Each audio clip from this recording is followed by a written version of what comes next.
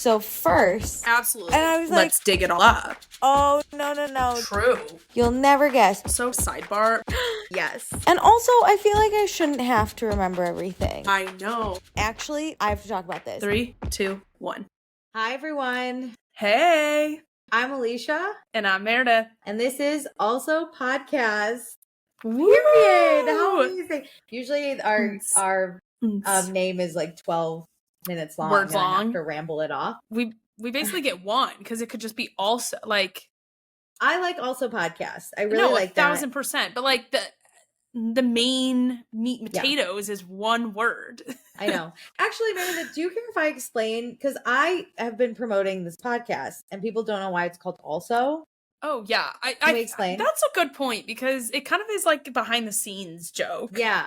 So if you've been listening to us for a little bit, you know, Meredith and I love to do this thing where we talk at the same time, but we still hear we hear what the other person is saying. We just like keep going. If there's one thing we do, it's gab. So when we want to interrupt each other, we say also, and we just keep going. And we find it so funny because we keep doing it. And we never have shit to not comment on. Yep. So we just keep commenting, and that's what this podcast is. Also is the, hey, I want to stay on this topic, but I want to say more. I have something to say. A good but also is a complete topic change. Yeah. But also is changing. Also is us. We continuously could talk about one thing forever. Yeah, for sure. So that's how we have gotten better at not talking over each other. So that's how we named this podcast. Because we have so much more to say. Welcome if you're new and just listening, because Meredith and I are putting effort into promoting this, as we haven't been doing for the past 4 years. That is not true. We've just been riding the Yap train. I haven't publicly promoted it until we changed to Also. Okay, but I also just did that once. Wait, yeah. But it counts. Can I just say, my friend showed up, and we have a lot of friend followers. We do, but they don't like appreciate. Any of our shit. So what's the point of them? No. But if you are lucky enough to be a patron for Also Podcast, you also get this video exclusive. Yes, which is very fun. I wouldn't say I have a face for podcasting, but I don't think it's that bad. I don't think check it out. The face or the voice or the anything. I just have a lot of opinions that need to be unleashed out into the ether. Yeah, and I've been told I'm really animated, so like, come look at me. Yeah, people always tell me I'm very animated on my face. I feel like I am too. I feel like I have a pensive thought whenever you're saying things, but then when I finally get the point in my brain, I react immediately. I don't even think if it's the right reaction or not, as told by watching myself do these videos. Okay, really quick, I'm just going to give you the spiel. We're on the A&M Podcast Network. We hope to eventually have tons of podcasts on this network, but God knows what. You guys, if you're interested in a podcast, let us know. I'm in charge of that. I'm trying to filter this whole thing. I tell everyone to get a podcast on our network, so do it. We also have Instagram, TikTok, and Patreon. Doesn't matter. They're all linked in this episode's description, so go check those out. I promise you will probably not be disappointed, so just go do it. I like that. I promise you will probably not be disappointed. Yeah, I'm not going to like for sure promise anything. I don't want to get sued, but I can't guarantee anything, but I can guarantee I'm having a fun time on Patreon. I don't care enough to guarantee anything. Let's do that. So probably you're good. And please be sure to rate, review, subscribe if you like us. If you don't bother. Leave us alone. It's cyberbullying. I really took Meredith by no words by surprise on that one. Yeah, no reaction. No, also there. Anyway, so we are gonna start every episode out by celebrating our celebrations. We're gonna call it small celebrations because we're small girls, you know, with small celebrations. Just kidding. Meredith and I, if you haven't been listening, welcome. But something you should know about us is that we both suffer from mental illness. The patrons know. They know. They know the weekly ups and downs. And we're not married with kids either, so we don't get celebrated a lot. But like, also getting out of bed sometimes for us is a small celebration. Yeah, so we're gonna celebrate whether it's small medium, or big. It's small celebrations for small girls. And we want to celebrate with you. We're going to ask you guys to submit them to weekly. I promise I'm going to keep up with this. We're going to start doing this where you're going to submit your small celebrations and we'll read them out and celebrate with you. But first we will share. I don't know if we'll be able to do that because we're going to do it on Instagram. So by the time we record next, I don't think we'll have them. Oh, well. But we'll celebrate them on Instagram. A really good one. Ooh. We'll celebrate. Yeah, but we'll celebrate them with you on Instagram, wherever. Or if you DM us on TikTok, we'll try and celebrate them there. I don't know how it all works, but Meredith's our tech person. Anyway, Meredith, do you have a small celebration you'd like to share? I feel like this is going to sound weird. I have some backtracking to do before I get to my small celebration, but the patrons know it's been a rough few weeks and I feel content. So like, that's my small celebration. My goal is to stop saying like, I need to be happy or be like sad. I'm just going from the middle of the road these days and I'm there. That's fair. Like there's so much good along with like bad. And so I'm just trying to focus on like that I'm middle of the road these days. Okay. Would you like to, you don't have to, but would you like to elaborate or like I'll elaborate on the good. I just feel like I'm in the best place I've ever had with my friends in my life. Oh my God. Isn't that beautiful. Crazy? Like to be like, wow, look at the growth. Look at like what you, like the life you've built. Oh my God. Wait, that's beautiful. It's like really nice. Yeah. So yay. Okay. Yay, what's yours? We're celebrating you. Yeah, what do you got going on? Okay, so for those of you who maybe, I think, listened to our last also episode, I just got laid off. Boo. And truthfully, that in itself is a celebration because I needed it. And though I am interviewing at places which could also be small celebrations, I would like to small celebrate my like mini retirement I'm having. Yeah. Because I kind of love it. Like my day is just like today didn't work out, which is weird because I always work out, but I'm kind of loving like taking a moment. I also am not like eating unhealthy, so I'm feeling good. Yeah. But it's raining here in New York. But I got up and I went to a networking event where I got a free tea. And then I came home and I watched Love Island USA. And then I did an interview. And then I watched some more Love Island USA. And then I did another interview. And then I watched some more Love Island USA. And you know what? I could be doing my laundry and I could be cleaning and cooking, but I'm not. I'm just watching Love Island USA and I'm in full control of your schedule. Yeah, I kind of love. There's no one you're answering to. Yeah, I used to think like you can't be a housewife, and now I'm like, if there's no kids, I could be, and no chores. I'm dead. I mean, there are housewives who aren't married. Do nothing. I want to do nothing. No, I get that. There was a Real Housewife who did not have kids and was not married. But was she working? Probably. But like, see, you're working, you're doing a podcast. That's true. So I guess that's it. But yeah, I really love like early retirement. Alicia's retirement, housewife, girl boss era. Yeah, that's only because it can only last me like one more month because then my severance runs out. But like enjoy it while you can. No, it's lovely. And I kind of love that it's raining because it's like, oh, I can't actually do anything. I can't leave because it's raining. I want a rainy day so bad. I'm kind of like loving it. You should. Just enjoying myself. Don't feel guilty. Don't feel any bad feelings. That is worth celebrating, my girl. It's my small celebration that I just sit on my butt and I kind of love it. But I do something. I do one thing every day. Perfect. And then I do nothing for the rest of it. Even more perfect. And then I'm mostly texting old coworkers about how their life sucks. Well, yeah, but they're very upset working. And I'm like, I'm doing nothing. I'm over here. Please enjoy. I'm eating pasta on my couch right now. Yeah. Because I can. I did cook last night, which could also be a small celebration because I hate cooking a lot. And you know what? It turned out if I had to rate it, it'd be a 5 out of 10 because it's edible but not very good. But it's also pasta, so it can't be that bad. But it's not very good. But I'm gonna eat it because I made a box of it. So yeah, I get that. This is what I'm eating for the rest of my life. And I bought the ingredients because of course they don't just sell you single packed for single Yeah, thing. So that's the worst. I have the ingredients for another round. So I might just have to make it again and hope it turns out better. I'm gonna offline ask you what this recipe is, and I'll try and see if I can pizzazz it up for you. Oh, I'll tell you. It's a vegan Alfredo sauce that I've made before Okay. COVID. And it turned out, if I remember correctly, pretty good. But it was just a fucking mess to make and clean up. Gotcha. And I tried to make it less of a mess this time, but in return, I think I made it less tasty. My main problem is I didn't blend everything up enough. Okay.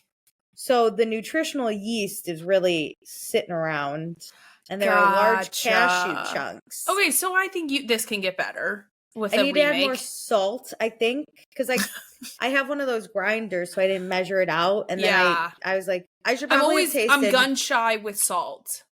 I should have tasted the sauce before I mixed it with the pasta. Yeah, but just add salt on top, like in this interim. I am, okay. And it tastes better with that, but it's still not great because it's not blended great. And then my other thing is I hate chopping vegetables, specifically onions. Okay, it's specifically an onion. And so I had to chop half an onion yesterday. And though this woman on her recipe said it should only be 15 minutes to make this sauce, chopping that onion alone took me half an hour because I was crying. My eyes hurt. I hated it. You should put a wet towel at the end of your cutting board because I've heard whatever it is that makes you, like, it affect your eyes just goes to the nearest water source. And so. Oh, I love that. Yeah. Well, unfortunately, I'm even questioning the fact that I chopped up the onions because you just saute onions and garlic and then put it in a blender. So halfway done, I was like, I'm just barely cutting these onions up. Yeah, like you don't need to do it so fine. Yeah, I was really trying to get in there. And then I was like, I never cut them that small. I just hodgepodge it. Mine were the chunks you get on your Portillo's hot dogs, like big ass onions at some point. Because I don't mind onions, so I never cut them that small. Yeah, I love an onion. Yeah. It's like, I know it's not a vegetable, but it's like my favorite vegetable. It's an in-between for me. It's kind of like potatoes and corn and onions go into this, like, it's not ice cream. Not a good vegetable, but it's a vegetable? It's like the cousin of, like, health. What would you think garlic is then? A seasoning. I don't really count. To me, it has no calories. Oh, yeah. I thought you were going to say to me it has no taste and I was going to kill you. No. Garlic's my favorite food, I think, ever. But yeah, I have a garlic thing that you press down and it mint. So I was like, that's great. It was this fucking onion that took me forever. I chop my garlic by hand. Why? Chop it. This is why I don't like to cook. I hate gadgets. I don't want 8,000 things in my home. Meredith, chopping, I don't know, vegetables and seasonings and whatnot is the worst part of cooking. It takes so It doesn't bother me. long. I have really, really good knives, so it's easy. It does. You still have to do the thing. You gotta just go quick. Especially with garlic. You just I can't. It's so small. It's small. It's just a small little thing. But I hate it. So I cooked and now I have this until I run out. So this was the non-celebration was Alicia had to cook. No, but I actually cooked, which is celebration in itself. We're celebrating.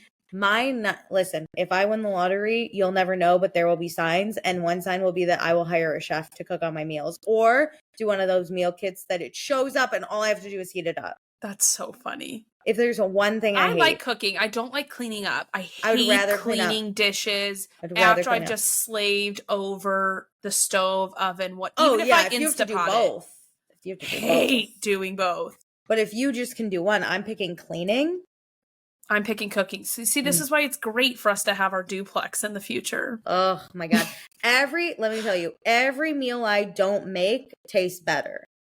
You know how it's usually like, if I make the meal, it tastes so good. No, opposite for me. I like going to a restaurant, of course, love that. But most people's cooking I don't really enjoy because I grew up with my mom who's a really good cook. So I have a high standard, I feel like, of in the home made meals. So I would rather just cook it than have somebody else do it. No, that's amazing. I even if I make a great meal, if I don't have to do it, it's a better meal than that.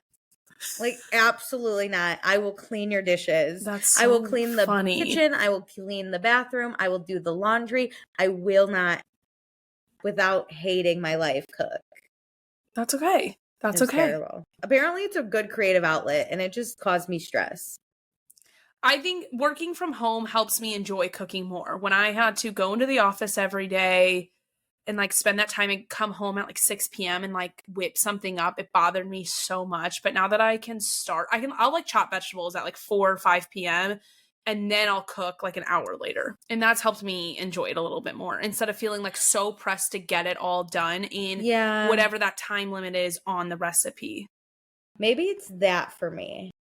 Maybe because I'm always in the office until now. Yeah. But I still hated it last night, so. Well, I think if you chopped your vegetables earlier, it would just feel like two different activities. That's true, because I did do it after we actually podcasted last night, you guys. And we were more pressed for time. Yeah, and then I cooked after, so I was kind of tired. Also, guess what? What? I just got a package delivery, and I know what it is. It's my new ring light, you guys, so I can be a book talker. Yay! Just kidding. I probably won't be a book talker, but you know. Just do it for fun as a creative hobby.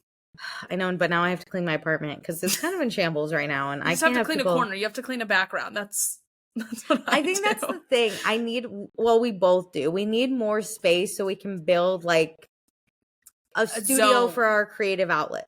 Even just a corner. Well, yeah. Like, honestly, you have a good setup there. My recent change in my apartment has helped. Yeah, I would love a sign. Behind me. Yeah. I need to fix what's behind me because it's just this one thing and I hate it. I like what it is, but it just being one thing bothers me. Yeah. It's actually really funny because I'm always like, this is what you need to do for us. You need a sign. You need to make me merch. You need to do all these things. I'm close on merch. Actually, I have stuff to show you after we finish recording this. So that's a little teaser for everybody. I'm so excited for merch. So then I never have to think about what I'm wearing in these I have been thinking about that more and more recently. I'm wearing for those of you who can see, my Sewing Down South shirt. I wore it yesterday too because this is my new recording shirt. I won't wash it till I get another one. That's how I feel about my Something About Her sweatshirt. I'm like, I can always throw that on and feel great. Yeah, I think you should. I've decided, I think, for our podcast, I'm just going to collect. I'm going to collect merch. Bravo merch. I like that. Well, no, merch in general for what we do. So, like, I obviously want Something About Her. Yeah. I have a Bravo sweatshirt. I got at BravoCon with you, so I got that. What else would I love? What do we watch? What do we talk about here?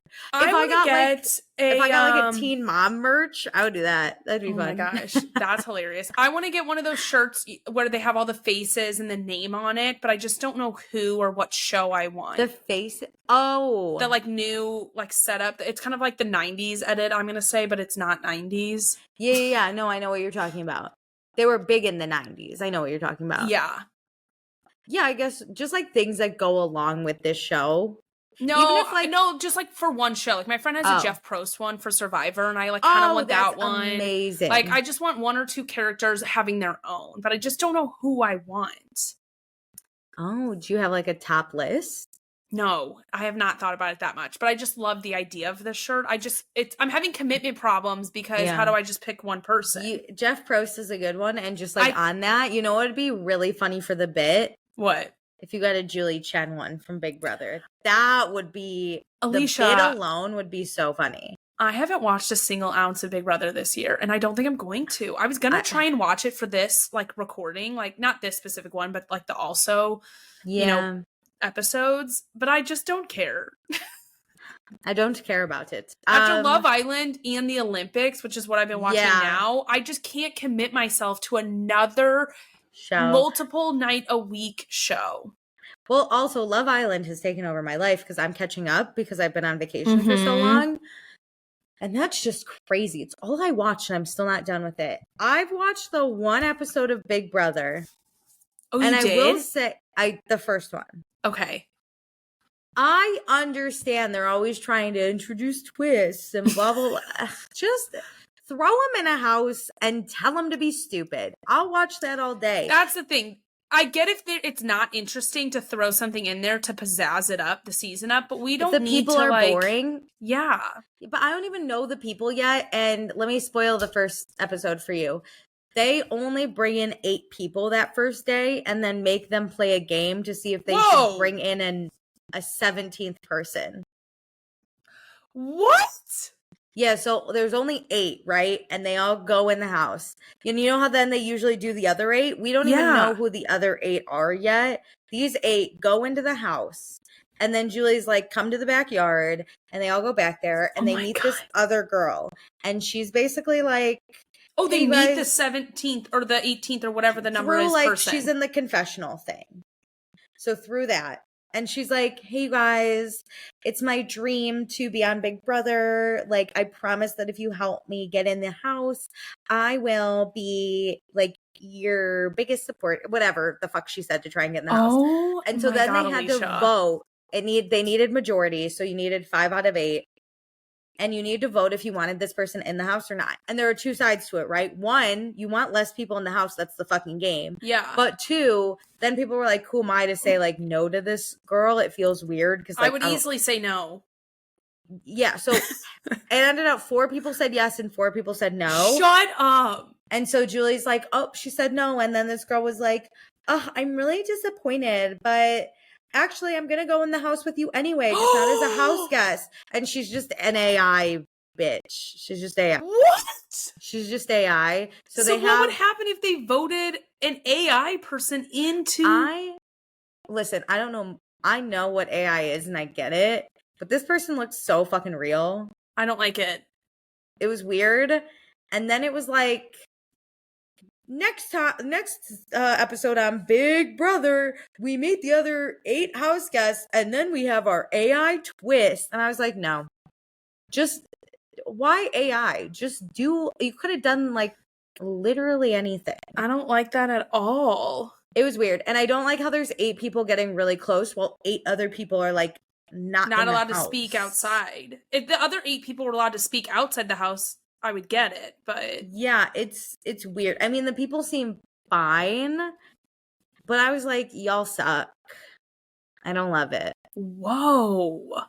And also, ever since Taylor's season, I didn't love the next one with Jag and whoever else, Matt and Riley. It wasn't incredible, and the fact that they don't let you rewatch live feeds, I don't like it. That's bullshit. That like turned me off before the season even started. Yeah. All because you don't want to hold your contestants accountable. Yeah. Bullshit. And yourself, like your own show. Also, like, Taylor Hale should have been the last ever Big Brother winner, and they should have cut the show. Just my thoughts. But what do I know? Just be like, it'll never get better than that. Like, truly, that was pop culture. That's okay. Well, I'm so happy I'm not watching. So then I stopped watching, and I just have only stuck with Love Island, which has been amazing. Which we'll have a separate episode for Love Island once the reunion comes out. We're going to cover the whole thing. We'll have an also episode only about Love Island. Yeah, so don't worry. But Meredith, should we just get into what are you reading, watching, and listening? Let's do it. Let me go first because I have less. Then I can comment on yours. Okay, I'm watching Love Island, which is a wash because we'll talk about that separately. Well, give me just like favorite moment, least favorite moment really quick. Because Alicia's behind, so she hasn't finished it. So and I've avoided a lot of spoilers. Just pulse check me on your like thoughts of this season. How about that? Okay, my least favorite moment is whenever Aaron opens his mouth to specifically yell at Kaylor for being upset about his actions that he did to hurt her. So if I ever see him outside, I'm throat punching this man. Absolutely. So he can never speak again. So he drives me up a wall. Just another unfavorite moment. Kendall existing, accosting Serena in the kitchen, leaving Nicole on the dance floor to spite her. It's not a look that I would want. So, and it's annoying because he seems like a good guy in comparison to everything else going wrong. But he's not. He's dangerous. But he's not. He's the dude that says, I'm a nice guy. Yeah. He's that guy. But he doesn't just cheat on you. He fully harms your self-confidence and never wants to bring you back up. That's and makes his you feel guilty for it. Yeah, he's terrible. So fuck those two men. Some of my favorite moments. Let me go through. I really like where Serena and Cordell are right now.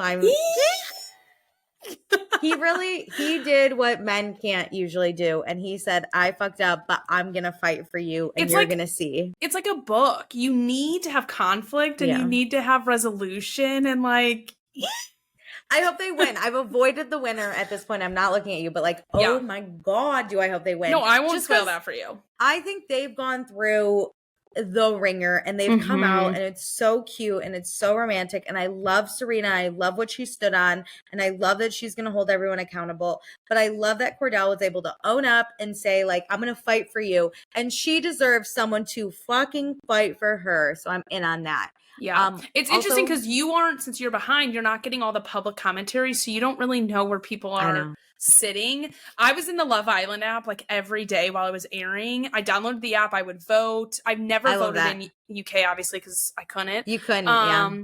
But I would like take their little pulse check quizzes even because I needed to know where people sat.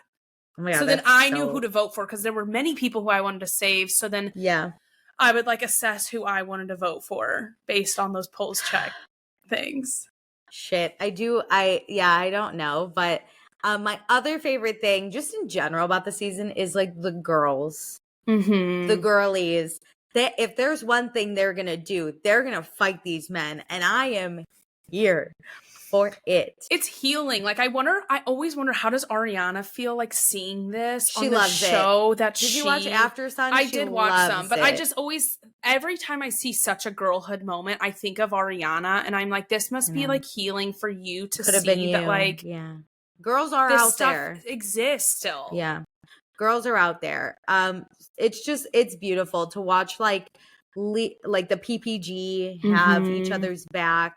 Like I love when Serena's like, what we're not going to do is gang up on Leah, and she approaches and she's ready to fight. I love when Liv turns to Aaron and goes like, shut the fuck up, and when he yells at her, she goes, you just don't like that I'm defending my friend, and I'll fucking come for you. And I was like, yes. I love when the girls, whenever they're upset, they go do their makeup and everyone's like, you're beautiful and you're amazing and you deserve better. But they don't just gas each other up to gas each other up either. They're like so honest, and they like check each other. That's the other thing. They hold each other accountable, but like in a respectful way. My only beef is like the Liv and Leah situation. Yeah.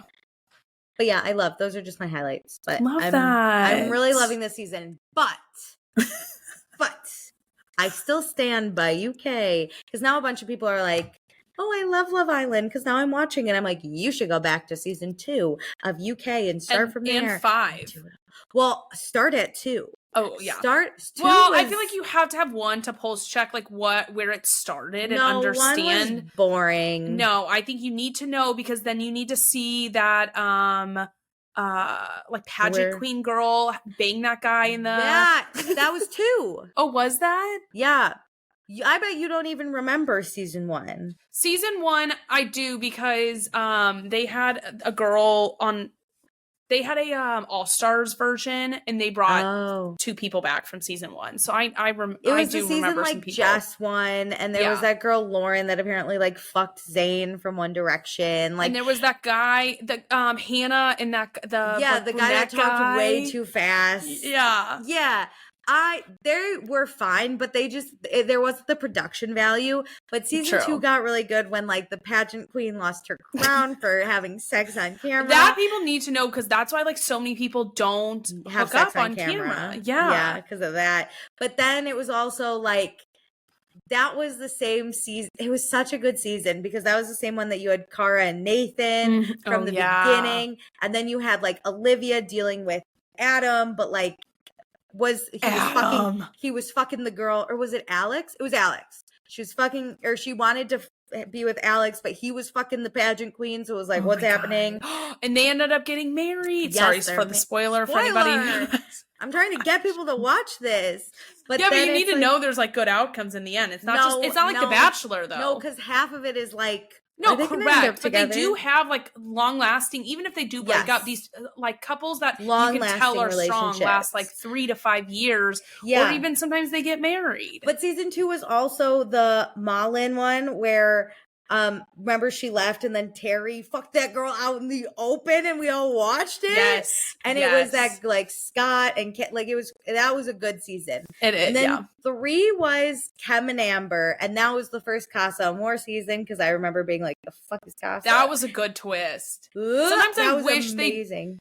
They would like mix up Casa a little bit more, like send half the guys and half the girls, or like, you know, like pull it on its head because it is getting a little stale. I just need it to be more of a surprise.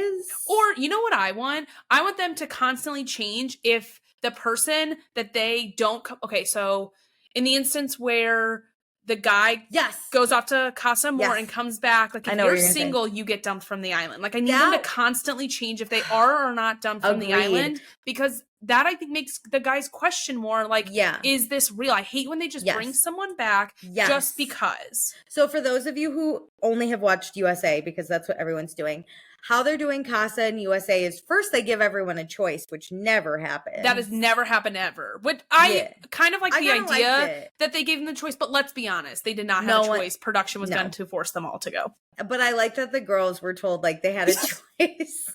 That was so messy. That was funny. But so then they did Casa Amor in USA, and basically at the end of Casa Amor, you can choose to be with like a new person that came in the villa or the casa, or go back to your old couple that you were with. And if someone comes back with a new couple, but the person they used to be coupled up with is alone, they just stay and they're like single in the house. How it used to be done was if you came back with a new person, your old couple got dumped. Yeah. So it was like stressful. Their life was in your hands. I know. Which that happened for seasons, if I believe 3 and 4, and then 5 they kept you there. But we didn't know that. We didn't know, but you know what was fun about it was the girls lit that house on fire. Let me tell you guys. So in Casa Amor in Love Island USA, I just watched it. I know I'm going into detail and I said I wouldn't, but like it doesn't, fuck you. It doesn't matter. We're going to talk about it. The guys came back and they, spoiler, all brought new girls basically, and all the girls were pissed. But basically all the girls like walked away and just separated themselves for a little bit and said like, fuck you, and just left. Season 5 in UK, when they did that shit, I was scared for my life. There were 3 girls that I thought were going to kill a man that night. It was the opposite of this. Love Island USA, where like they as a girl gang held these guys accountable. Yeah, it was amazing TV, and I'm so glad that they kept it. Because like, yes, I think if I was in the situation, I too would remove myself and like not want to talk to him and try and act like as cool as I could. Nah, bitch. These people on the UK season must have been told they could never go in the house because it was all outside, and people were in faces, pointing fingers, like charging at each other, and I was like, it was amazing. It was amazing. But they should switch it up. Sometimes you go home, sometimes you don't. Yeah, I think it's too predictable, and you always kind of can keep 2 options, and I don't really like that. Because then the boys were like, it's not a big deal, I brought her back, I'm just testing. Correct. Blech. That's what I say to that. Blech. Fuck you. Anyway. Well, I would watch the UK. Yes. I also went from Love Island US straight into all on Peacock.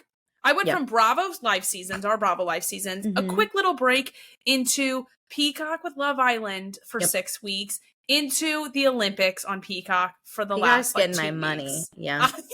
I've never been so thankful for Peacock ever in my life. It's the only app I open. Let's talk the Olympics then. Let's talk about it. There is so much happening. I'm so overwhelmed. I am the person sitting at my work from home desk with the 4 split screen up, trying to consume as much as possible. I rewatch it on Peacock. I rewatch the replays. And then every night at 7 p.m. I watch the primetime as if I did not watch it live. Yep.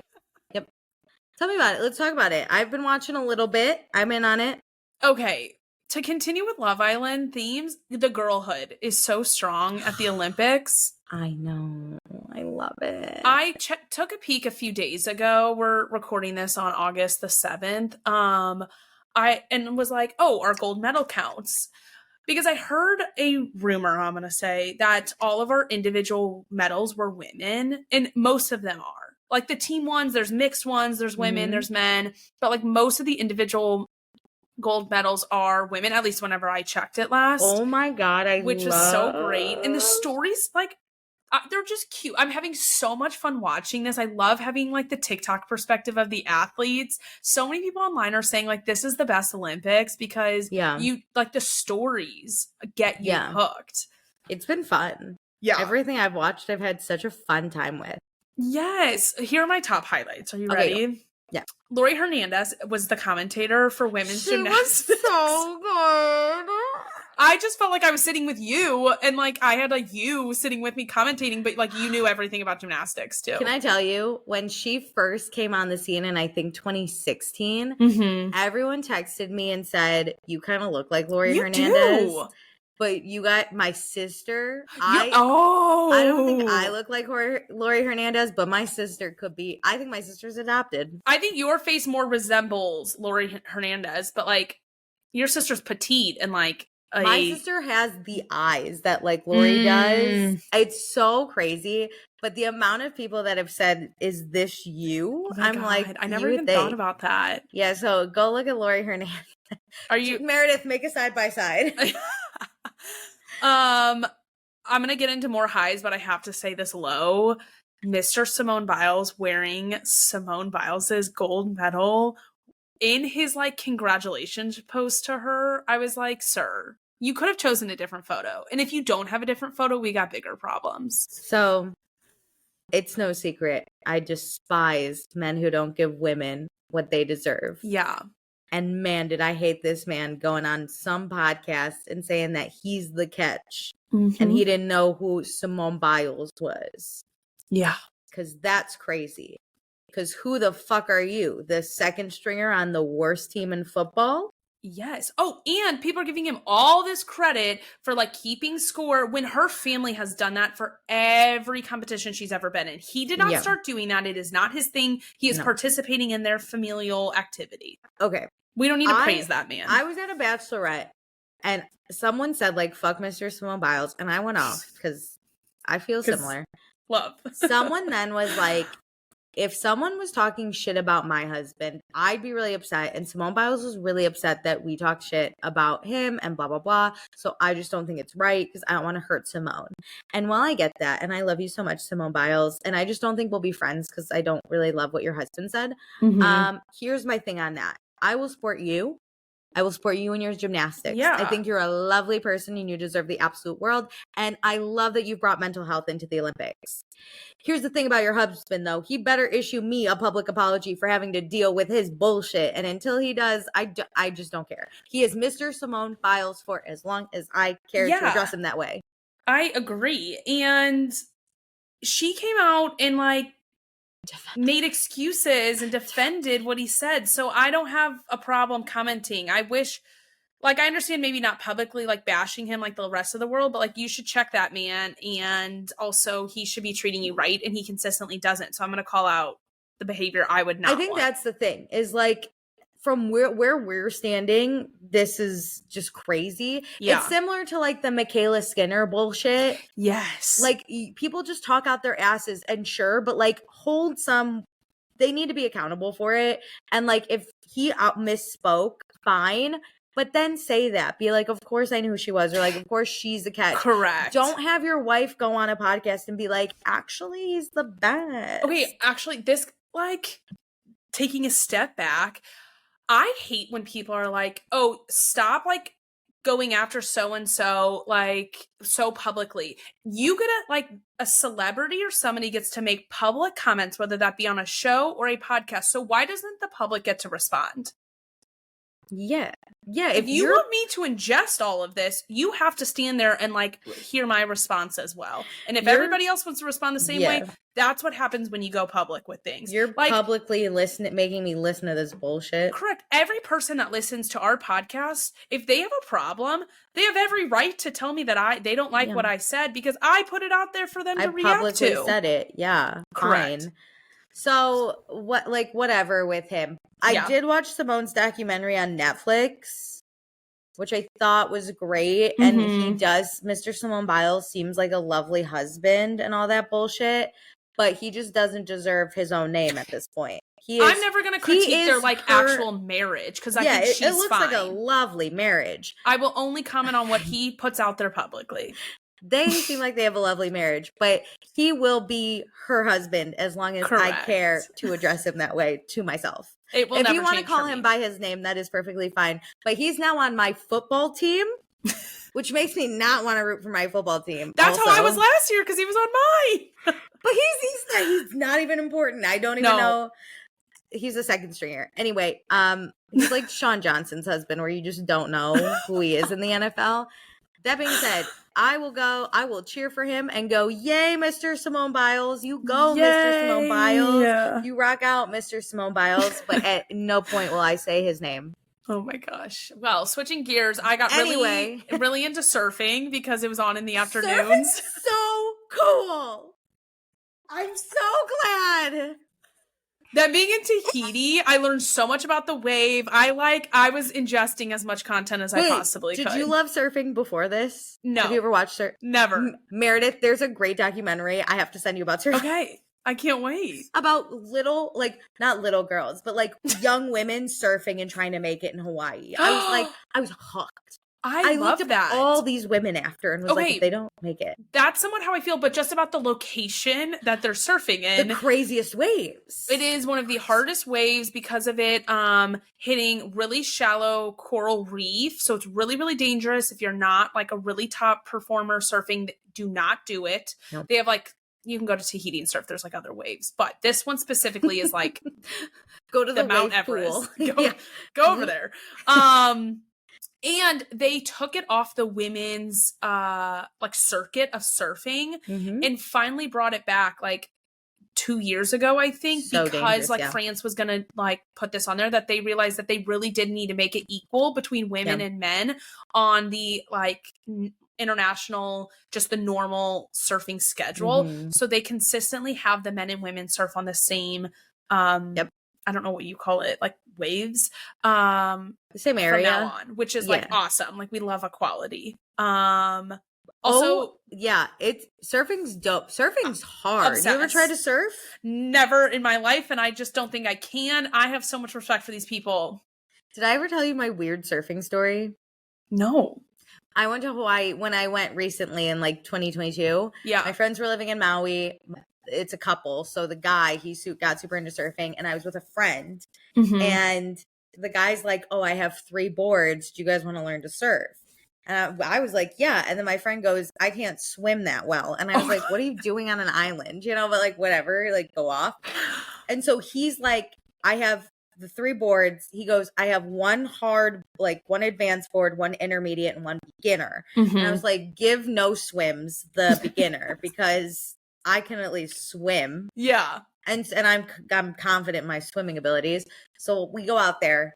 When I tell you I cannot catch a wave, I'm struggling. And I'm like, it shouldn't be this. I'm doing everything I should and I still cannot catch the wave. And so I'm my 12th time falling off. And it takes a lot to get back on and swim back out. It's hard. There's an instructor teaching children, and he looks at me and he goes, have you ever surfed before? And I go, never. And he goes, you're never going to get up with that board. And I was like, what are you talking about? And he goes, that's for someone who's been surfing for 5 years. No. And I was like, so I'll never get, and he's like, no, you need one of the big kiddie boards. And I was like, that's what my friend who can't swim has. So I never got up. Did you try on the beginner board? Take it from your friend? No, I then cut my leg on a piece of coral and I was like, you're like, out. I'm done. I'm out. Fuck this place. But then my friend, it was so big, she was trying to take it out, and then she fucking slipped and fell taking it out of the ocean. So I was like, bless, it wasn't me. Well, Colin Jost covered, like, was a comedian doing it, and he, like, was in the med tent more than the athletes, he said. What does that mean? Oh, the med tent. I thought you said the men. He was, he was, like, surfing on the smaller waves, and he, like, got his foot all cut up. I saw a segment of him doing it, and I literally out loud to my parents go, "The fuck is Colin Jost doing here?" Incredible. Like, he's covering it or something, and I was like, he can't even surf. What's he doing? It could be me, you know? Just hire me next time, NBC. Here's another story. I don't know if you've heard about this. No, tell me. This is my rom-com story. This Czech tennis duo who they were dating for like 4 years, broke up this year, but had already committed to doing the Olympics and I think already qualified. So they, as exes, competed in the Olympics and they won gold. And everybody in the comments are like, they're going to get back together. Write a book. It's so cute. And they're like sobbing and he's like hugging her. And then there's like edits to when they like were playing together and dating. So they would like kiss during the match. I'm in tears. I know. Want the book. I want to eat it up. Yes. So somebody tag me in the TikTok once the book is about to come out. Wait, that's beautiful. What's their name? I have to go look them up now. That I don't know. But if you just look up Czech tennis duo, there's gold, only one. At least that the internet's talking about. There's only one. Have you ever, side note, did you ever fall down the rabbit hole of those two ice skaters that, like Russian ice skaters that were dating and then they broke up and then they stopped being partners? Yes, I don't know when I got on that, but I was like, whoa. And then you're like on TikTok videos where everything is in a different language. I'm like, I have no clue what they're saying, but this is beautiful. Like they would kiss. He would always carry her off the podium. It was so cute. Well, I heard because it was like other people made the videos that when they broke up, they were still partners and then he started dating someone else. But they were like, it's a very intimate kind of sport that I heard. Then a new girlfriend got jealous and it's just like, you guys got to find new partners. Yeah, I've done a very light dive on these people. So I know nothing. This happened when I was trying to fall asleep and was down my rabbit hole and probably up till 4 a.m. Yeah, I saw something that said like, and I could be totally fucking wrong, just to preface, but it was like she always had a crush on him and then he started to like her back and then they got together, but then like he wasn't like the best or something, so she broke up with him and he longed for her, but he started dating someone different. I don't know what it was. Yours probably sounds more accurate because no, I heard all that part too. I totally forgot about it. This was like I learned this in a week and I've never seen or heard I've never thought cared about to look it up.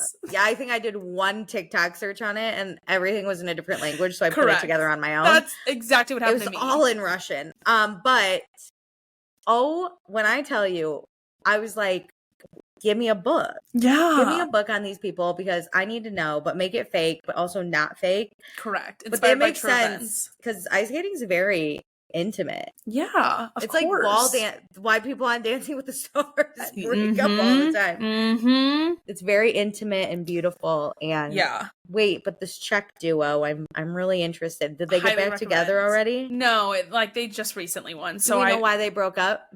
No, I haven't looked into that much. How long ago did they break up? Sometime in recent future, because I think if they had broken up before qualifying for the Olympics or like being close to qualifying, they would have just found new partners. But it was an Olympic year, so it's just like, let's do this. Oh, so they probably broke up within the past like years. Yeah, it's recent. It's recent. Do you think they're fucking on those cardboard beds? I hope so. Someone give them a real bed. They want to go metal? No. Speaking of the cardboard beds, people are acting like this is the first year that they're on cardboard beds. No. They have always been on cardboard beds. They're acting like Paris. They don't want you fucking in the Olympic Village. They don't care. They give out condoms. But they're not buying all this furniture for like 2 weeks for people to be like happy-go-lucky. Paris has its issues, trust me. Mm-hmm. But it's not about the cardboard beds. Everybody has done this. I bet you in LA they will be having cardboard beds. They better. Fuck, our country's not that great. Give them cardboard beds.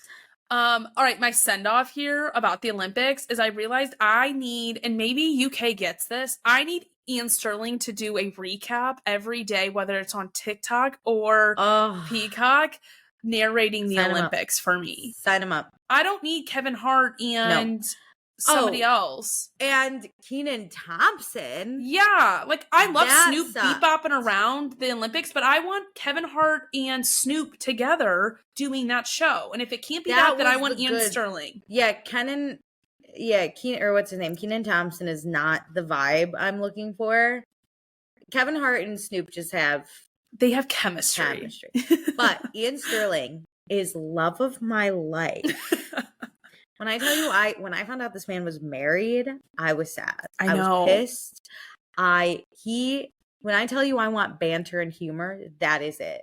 He did a TikTok video about how his schedule to do both UK and US Love Island this year. And I was like, damn, dude, thank you for sacrificing your summer to have me enjoy your voice on US. I don't know if I'd be watching the US if not for Ian. When I heard his voice, I went, oh, because he every joke he makes, I laugh out loud. They're not even good. No. He'll literally be like, oh, Kendall got a real win. He didn't get any ketchup on his outfit. And it cuts to Kendall in a white outfit. And I'm just cracking up. And I'm like, that was a good one. Yeah, like, it keeps it interesting. Stupid, but it's so funny because I'm not expecting Ian to pop up and be like... I know. And he only has he writes for UK, I think. I don't think he writes for US, but he obviously does it all. But he meets with the writers and I'm sure riffs with them a bit. But he has a writing partner on UK where he does most of it. I truly picture Ian just watching and taking notes and then rewind and then just dubbing his voice and then moving it. It's just correct. Oh, I love Ian Sterling. If he gets hired for the Olympics, I'm in. I'm dead. I mean, I'm more in because I'm already clearly in. I have even more notes, but it's just not worth it. Oh, Ian Sterling should do everything. Can he just narrate my life? I find that man so hot and so funny. He's just, oh my God. Fuck me up. Okay, anyway. What about you? What have you been reading, watching, listening to? I already told you my watching. I just finished, okay, what have I been reading actually? Hang on, let me get my app. But I finished this book series that I think some people have recommended to me, but it's what I just finished. I read the 2 Divine Rivals books. Is that with the circle thingy on the cover and it's gold? Yes. Yeah. Okay. Exactly. So Divine Rivals and Ruthless Vows, and there's supposed to be a third one. I gave both of them 3 stars. They weren't bad, but they were clearly YA. And I know not every book needs smut, but don't cut me off before. Don't be like, and then you don't have to be so descriptive. And I went into a magical world, and that was it. And I went, no, tell me about his dick. That's what I'm here for, you know? Or at least tell me the thoughts in your head, what you're thinking. You don't have to use all the words or say it all, but you can do it in kind of a more PG manner while still enlightening. Yeah, it just wasn't. It was fine. The story was fine. Was this a book that was recommended to you from the patron post, or were you already planning on reading these? I had already read the first and I needed to read the second. But I'm curious because a lot of people have recommended these books to me. And like I said, they weren't bad. I was kicking my feet going, you just wanted more. Yeah. And I don't love, okay, if we're going to do magic, let me just tell you, if we're going to do magic, there better be magic. I better see dragons and witches and magical fairies and, people. What kind of magic is, what's this world set up? It's about, there are 5 gods that are all sleeping under the earth. Okay. So their magic seeps into the earth. Oh. But only certain buildings have magic. None of the people have magic. I want the people to have magic, and they don't have magic. They're just normal people. So, the buildings have special powers, or when you're in the buildings, special things happen? Yeah, one is a cafe, and the tea never gets cold in this cafe. And Stop it. The magic. And there are magical typewriters that the 2 main characters type on and send to each other in thin air, which is fun magic, but also can you? That just makes me feel like I'm cosplaying in the Harry Potter world in Universal. it made me feel like a muggle who accidentally showed up at Hogwarts but has no powers whatsoever. That's what I was. Like things are just happening around I you. want to feel like I have powers. Mm-hmm. But they were fine. Listen, the main couple was cute. I was in, and that's not what I thought that book series would be about. So thank you for letting me know. It does. It's supposed to be a trilogy, so there's only one more book left. But I love because if we're gonna have a main character go to the dark side, make it go dark. Go fully invested, which I loved because they had the boy fully go to the dark side, and I was like, ooh. But not long enough for me. Okay. It's similar to, if anyone's read Fourth Wing, mini spoilers here. Okay. So whatever, Meredith's going to deal with the spoilers because I'm going to have her read it anyway. So in Fourth Wing, there's a main girl, a main guy. There's it's very divergent-y. Yes. They fall in love. I remember you saying that. It was beautiful divergent-y. They fall in love. In the second book, he has now been turned, at the end of it, he's been turned evil. Ooh, right? There are 3 more books in this series. How long is this man going to be evil for? I can already tell you. The next book, he's going to be evil, and the girl is going to try and get him out of this, but be unsuccessful. The 4th book, they're not going to talk or interact because he's evil and she gave up. Yeah. So I'm going to hate that book. And then the 5th book is going to be, she's finally figured out how to make him makes him unevel, and they fall back in love. But what? 3 books is your max for me. 3 whole books, Damn. That's what I know. But anyway, no more spoilers. That's how I felt. But I'm reading now a book called The Summer of Broken Rules. Is this what type of genre is this? I thought it was going to be rom-com, but that's what I would have guessed off of it. The main character's 18 and I hate it. Oh. If it's going to be, are they in college? Because I can deal with college stories. She just graduated. She's going to college. It's the summer before college. Oh, that doesn't do it for me. It's fine. It's giving the summer I turned pretty, which we all know how I feel. As long as there's no brothers, this will get 3 stars from me. Good. I can't wait for Summer I Turned Pretty season 3 though, because of the writer's strike. No, they're filming. I know, but we should have it this summer. Yeah, but we're not going to. It's 2025. Can I recommend a book to you, though, that I really do love that I want people to read? Okay, it's called Fall's Coming. So Summer I just have found I'm not someone who can sit at the beach, the lake. I can't sit still like that. I need to be cozy on my couch, laying there, not wanting to leave my house. Agreed. I get it. I want you to read Yours Truly by Abby Jimenez. I think that's on my list. It looks like this. This is what it looks like. Yeah, I'm pretty sure that's in my Okay, let me tell you about this. My Goodreads. Okay.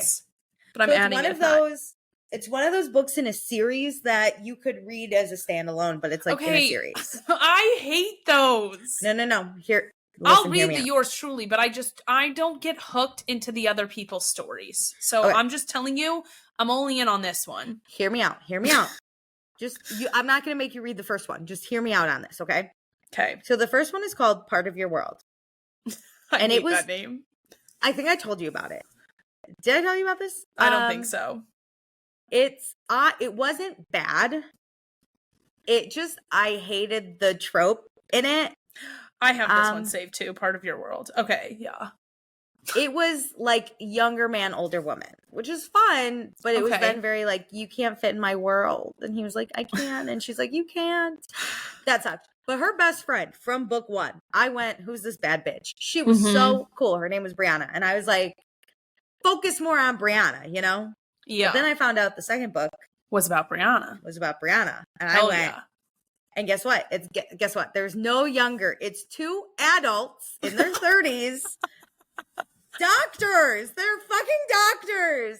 Oh, it was so good, Meredith. Oh my God. I was kicking my little feet. And even though some of the drama, I was like, God damn it, if you 2 just communicated a little bit, we wouldn't be here. But I also loved That's my problem, though. Realistically, I don't communicate my feelings. So yeah, I would probably be in this scenario. So I can't throw stones in this glass house, No. And it's believable to me because that's exactly what I would do. Yeah, but also, get this. I think the main guy he clearly has a lot of social anxiety, but reading it, I went, I think he's kind of on the spectrum, and I loved it. Ate it up. I ate it up, and he was just so nice, and she was so fun, and like, oh, fuck her friend. This is the book. This is it. I'm in on Brianna. I don't even remember the main girl. So I will put that to the top of my list for when I start reading this fall. Yours truly got 5 stars from me. I was kicking my little feetsies, and I was squealing on my vacation in Italy. I was like, I didn't even want to look around Italy. I wanted to read this goddamn book. I would go home every night, and my dad would be like, you should go clubbing with your sister. I'd be like, are you fucking kidding me? Absolutely not. Book. I have a book to read about doctors. Are you kidding me? Wait, this makes me want to travel with you, because I would love to sit at a cafe in Italy and just read our separate books. It's all I wanted to do. And the worst part was, once I got to Venice and I finally ditched my family and read in cafes instead of hanging out with them, I was not reading this book anymore. And I was like hungover. Instead, I read some mystery I didn't even like. I'm more into trips where I can sit and be more. I'm not as agile as I was when I was in my 20s.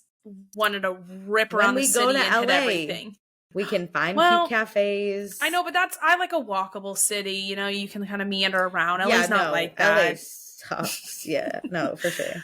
And that's I want to go to the beach, and then I'm not in my reading zone. That's true. We should go to a cold city. We should go like skiing, but not ski. Like we're Paige and just a chalet and just hanging out. We just like we can drink have like cocoa and coffee. Yeah, and teas. I was thinking spiked hot drinks and we. I'm thinking mugs, you know, and just like we have cozy socks on, blankets, and we're just reading our little books, and then like every so often we tell each other about our little book. That's what I need. I need to be able to turn to you and be like, oh my God. Yeah. I can't believe this is happening. Or like you read books I read and I read books you've read, and then we could tell each other about it. One of my most favorite things in Turkey was my friend and I that traveled. You run out of things to talk about sometimes, you know? Well, not with us, but yeah. It was on our last, like we were flying to our last city. And we were just standing around, you know, waiting in line, not talking. And I, of course, have to fill some silence. And I go, do you want to hear about my book? And she was like, kinda. And so I gave her the 411 on this book, like every dramatic thing. And it was a dramatic book. And then when we were like at dinner, she'd be like, what's happening in your book? And I'd be like, oh my God. And I would like tell her about it. And she'd be like, no way. It was like we were gossiping. Oh, I love that. Because there's some books I just won't get to. You read so much faster than me. Like, you just crank through so many books, whereas I get so sidetracked. Not anymore, though, because I don't have a commute to read on anymore. Like, usually it'd be half an hour there, half an hour home. I never thought about that. And then I read before bed. I read for like 20 minutes before bed. And then so every day I was reading an hour 20. Yeah. And I used to read so much when I would go into the office. Yeah, and now it's like just before bed. Did I go somewhere where did I go today? Oh, to like the event? Yeah, I read on the way there and I read home, but it's different. Tomorrow I'm not going anywhere. So I won't read. Except for before bed. I do love books still. I just need places to read them. Because right now I'm watching Love Island. It's more like the scheduling of it, because you can always watch TV at home, and there's so many more other things to do while you're like at home. Yeah. And if I'm in a TV show, I'm not going to read at home. Yeah. Like ACOTAR and like Fourth Wing and Throne of Glass. We're different. Well, they all got me at good times when I really wasn't watching anything. That's true. That's the thing. I am so down bad for certain shows, or like the Olympics right now, or like it was Love Island. Like I am in the thick of TV right now, and I'm just writing that out. Yeah. Whereas last summer we weren't really watching anything, so I read ACOTAR. And then Throne of Glass I was reading over my birthday, which was just November, December, waiting for Vanderpump Rules to air, and then Fourth Wing was all Memorial Day weekend basically, and I wasn't watching anything. But now I'm watching something, so I don't care about this summer. I turned it's not pretty the priority thing right now. Yeah, there's these 19-year-olds falling in love. Jesus. It's just so cringy, some things that people read. You know what I'm going to make us do one time? And it won't be this time. But I see this girl on TikTok. She has her bosses read book talk love quotes to each other, but they're like the dirty ones. I want us to read them to each other and try and make I'm not participating in this because I hate talking about like sex with people and stuff. I'm fine reading it and being like, oh, that scene was great, but I don't want to read it. Yeah, once you read it out loud, it's terrible. It's weird. You will not catch me with that. You and Sarah can do that on a pre-show. Do you want me to read you one that she had her bosses read? No, I'll stop this podcast right now. No. Just stick with me on this. Come here. I want you on your knees. No. But watch these two men. They giggled. It's so cute and funny. There was one. Let me just tell you this one. I haven't read this book. But did you send me one? No. Because you don't like it. I'll play. Well, like two guys giggling in between it is less weird. You just cold reading it to me like that. I'm not interested. I love you squirming. There was this one though where it was like, sorry, I like fucked up your ass last night. Is it still bleeding? I wouldn't want you to be attacked by a shark. And I was cracking up because I don't know who wrote that. That was bad. I always think whenever I'm not whenever I'm reading the book because I'm like in the story, but sometimes like the thought will cross my brain with like people's imagination. Wild. It's like reading it out loud is kind of wild. I can have these thoughts. I could probably put them on paper, but to know other people are reading the thoughts I had in my own brain would make me so self-conscious as an author.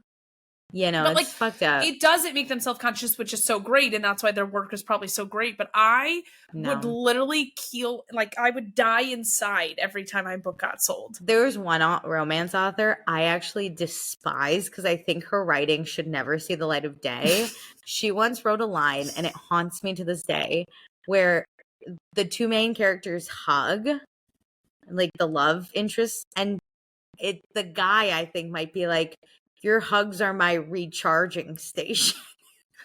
You brought that up whenever on Summer House when Carl was like, squeeze me. Yeah, that's what I gave. Oh my God. And it probably wasn't during when Summer House was airing. No, it was January. You brought it up at some point. Did I? I remember you saying recharging station. Oh my God. Tessa Bailey is my enemy. I read 2 of her books and every single, even the romantic scenes, like one time they literally ate fish and then they started making out and I think the girl was like, do I taste like fish? Stop. Stop. Oh my God. Stop. If it's not ACOTAR, I don't want it. Oh my God. Listen, that was hot. There wasn't one cringy moment in ACOTAR. I was eating it up. Oh, yeah. Not every book needs to go viral. Not just that, but like, don't make it weird. You don't have to make it. I think we just have different tastes than some other people on like Book Talk. I'm not on Book Talk because there's just a lot of them don't. Alicia, I have to tell you what I did. This is. Are you embarrassing? This is so embarrassing, but so funny. Okay. On TikTok, do you ever get those clips where it's like a show that you can watch like 5 to 10 minute episodes, but you have to like keep buying the episode? I like read the comments every once in a while. Have you ever gotten that where it's like keep buying the episode? You have to like download an app and it's like you have to pay for the app and whatever. Oh, have you ever seen those? Yeah, like where they're terrible acting. It's like the like rom-com holiday movie Hallmark type acting. Have you ever gotten those videos on like TikTok and you see it and you're like, what is this? Yes. And you go to the comments and somebody's like, I can't believe I watched this whole thing. So I saw one, I think it had to be like last weekend or like at the end of last week. I saw one and then I kept getting them obviously because I freaking watched it and it was a hockey star and it made me think of our last episode with the like that was good hockey though. smut. The smut? Yes. The story was good, but the acting was so bad, which also kept me around. I hate when that happens. I kept getting the videos and I kept watching them. And then once when I was looking at the comments, somebody was like, "Oh, if you go on to Daily Motion, which is what I use sometimes for Love Island UK." You can watch the entire, it's like a movie on there. It's an hour and a half. And I was like, yep, I will absolutely. I went to brunch with my friends on Saturday. Yes, this is definitely on Saturday. I went to brunch with my friends. That's when I saw the comment right after brunch. And it was like 4 p.m. And I'm sitting there and I literally like plug in my computer to like be charged. And I'm sitting at the end of my couch with my computer here on my desk. And I literally was like, this is what I'm watching. Boop, boop. And I was like, was it good? Literally, no. Do you want to really give me the spark? Give me the summary. What happened? Okay, the story is basically this guy, Easton, and this girl, I forget what her name is. It's like Carol or Caroline or something. I'm just going to call her Caroline. Easton and Caroline dated one summer after like senior year of high school. And prior to him, she dated this rich guy, Mark. Yeah, fuck yeah, Mark. And so he is going away to college on a hockey scholarship, and he's like, I love you so much. And she's like, me too. And he's like, don't go back to Mark once I leave. And she's like, never. And then Caroline is in the bathroom taking a pregnancy test and finds out she's pregnant, and then comes out. His mom somehow happens to be there, sees Easton's mom? Don't take a pregnancy test with your high school boyfriend's mom. I don't know why his mom was around, but obviously this plot is not great. Sees that she's holding a pregnancy test because she's just holding it wide out in the open, and is like, you're not going to trap my son to not take this college scholarship and his dreams and his future. So somehow she has a stack of cash and throws it against Caroline and is like, you're going to get rid of this baby and you're going to break up with my son. Oh, get an abortion? She doesn't even get a choice? This is what hooked me, because that scene would play on every one of these clips. So then it's 8 years later. She has the baby. 8 years? The baby's 8 years, 7 years old? Correct. She has a daughter. I forget what the daughter's name is, but doesn't matter. Caroline is working in a hockey practice arena as a... Why? Caroline, cleaner, why? Because why? they need a meet cute, obviously. Why, Easton Caroline? decides to move what program he's he's a professional hockey player at this point. He moves teams and is at the team that she works for, obviously. Is like a concession bitch, or what does she do? She is like cleaning the like offices, whatever. Oh, she's cleaning lady. She's made in Manhattan. Okay. He comes to this new program. The best part, sidebar, is that obviously this is low budget, so this is all being filmed in just like a hockey rink. Yeah, it's not even like an arena. No, but they're obviously professional. It's the local hockey rink from Disney Channel. Obviously, Disney Channel movies. They run into each other, and then the like daughter of the coach is obsessed with Easton and like wants to date him, and she gets Caroline, the main character girl, fired. Yeah, they're all like adults in their like 20s. She gets Caroline fired? The daughter of the like hockey coach. Does she know Caroline and Easton have a hit? Like, have Caroline and Easton run into each other? They bump into each other, and the Nepo baby tension. Yeah, is like, ugh, get out of here, basically. Like, she finds a reason to get her fired. He has a kid? No. Oh, she took the cash and kept the kid? Right. Correct. Good for you. So then he's like, oh, come be my assistant. And then he does find out she has a daughter, but he doesn't know how to do math. Yeah. Yes, he does. Yes, because when she broke up with him, like, he then sees like Caroline and Mark together, so he's like, oh my god. Are Caroline and Mark together now? No. They never actually were together. Easton like saw Mark and Caroline together for like 5 seconds and was like, oh my god, I can't believe she immediately ran back to her ex. Caroline saw them together back in the day? Yeah. Caroline, 8 years prior, Caroline breaks up with Easton, and then like Easton sees Mark and Caroline together and is like, ugh. So he thinks this kid is Mark's, and then later, so he hires Caroline and says, be my assistant. Like, clearly you need money. You have a child. Yeah. And then he finds out Mark's not in the picture, and he's like, that fucking douchebag. I can't believe he would abandon his daughter. Yes. So then all this stuff happens because they're like working together, hanging out, whatever. There's all this tension, whatever. Little moments happen. And Caroline will not tell Easton like what happened after they broke up and like what happened with Mark and like the daughter and all this stuff. So Easton goes to Mark and is like, I can't believe you abandoned your child. Care? Okay, doesn't matter. I can't believe you ditched your kid. Yeah. What are you talking about? We literally didn't even date. And he's like, what? And then he's doing the math in his head and is like, what? That's my kid. And then he doesn't fully realize it though, and like put everything together. He's just like, something's going on here. Yeah. He goes to Caroline's house and has dinner with like her kid, the best friend, and Caroline, and they're hanging out, and then they get into a fight, and like Easton leaves, and then he's like, no, like, I'm staying. And so he like it's like, I'm spending the night here, like my car doesn't work. So he like sends them out on the couch, and then when he wakes up, he makes breakfast with the daughter. and they both have this birthmark that's in the shape of a heart. Ugh, my God. And that's when he fully realizes that it's his kid, and he is like shook, and then they're like, how do we tell her? And they get back together. The ending is not good, but the rest of it, decent for a Hallmark movie. Whoa.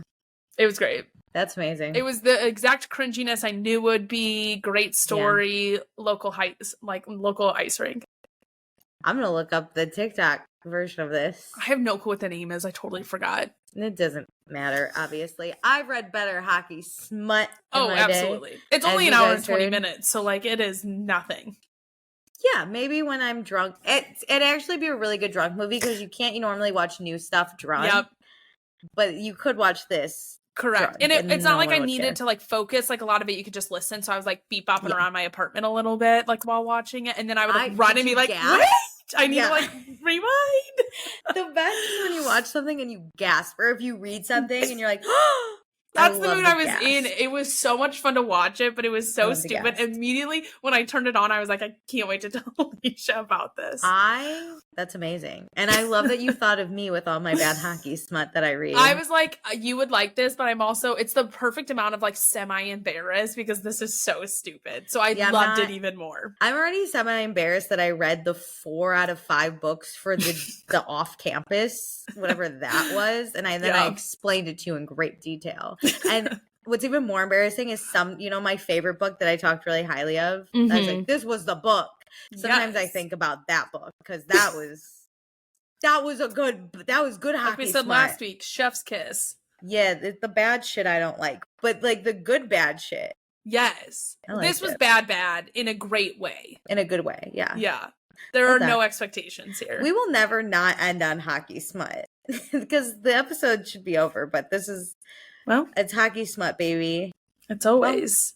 Well, thank you guys so much for listening to us ramble about nothing for an hour. But do all the things. It's all linked in our description. It's super easy. And we don't know how to close out these episodes yet, but we'll think of something. Thanks for joining. Bye.